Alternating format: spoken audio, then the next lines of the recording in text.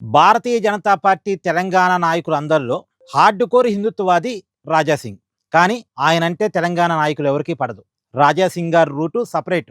ఆయనకి కిషన్ రెడ్డి గారితో పడదు, లక్ష్మణ్ గారితో పడదు, బండి సంజయ్ గారితో పడదు, ఎవరితోనూ పడదు. కానీ మిగతా నాయకులు గెలుస్తారో గెలవలో తెలియదు. కానీ రాజాసింగ్ మాత్రం గోషామహల్ నుంచి ఖచ్చితంగా గెలుస్తాడు. 2018లో భారతీయ జనతా పార్టీ ఒకే ఒక్క అసెంబ్లీ స్థానాన్ని గెలిస్తే ఆ ఒకే ఒక్కడు ఈ రాజాసింగ్ గోషామహల్ నుంచి గెలిచాడు.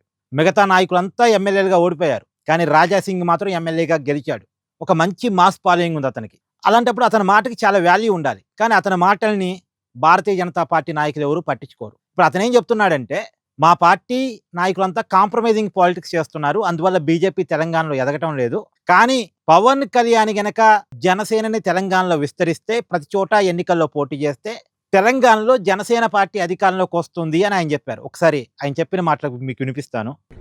నేనైతే జనసేన అధినేత శ్రీ పవన్ కళ్యాణ్ గారికి చెప్పేది ఒక్కటే, మీరు కూడా తెలంగాణలో జనసేన క్యాండిడేట్లు పెడితే చాలా బాగుంటుంది. ఎందుకంటే దాదాపు 2014 నుంచి మా వాళ్ళు కాంప్రమైజ్ రాజకీయం చేస్తున్నారు. దానివల్ల మా పార్టీకి చాలా అంటే చాలా నష్టం జరిగింది.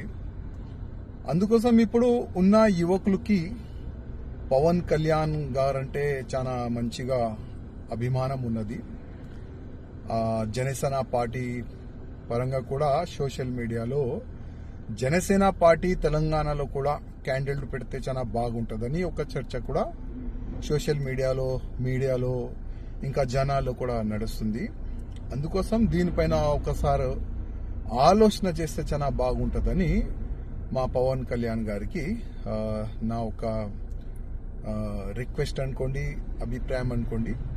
ఒకసారి దీనిపైన కూడా మీరు ఆలోచన చేయండి. ఎందుకంటే దాదాపు 2014 నుంచి మేమే చూస్తున్నాం. ఎప్పుడో విన్నారు కదా, జనసేన పార్టీ గనక ప్రతి చోట ఎన్నికల్లో పోటీ చేస్తే తెలంగాణలో జనసేన అధికారంలోకి రావచ్చు. ఎందుకంటే బీజేపీ నాయకులు కాంప్రమైజింగ్ పాలిటిక్స్ చేస్తున్నారు. ఇది రాజాసింగ్ గారు చెప్తున్న మాట.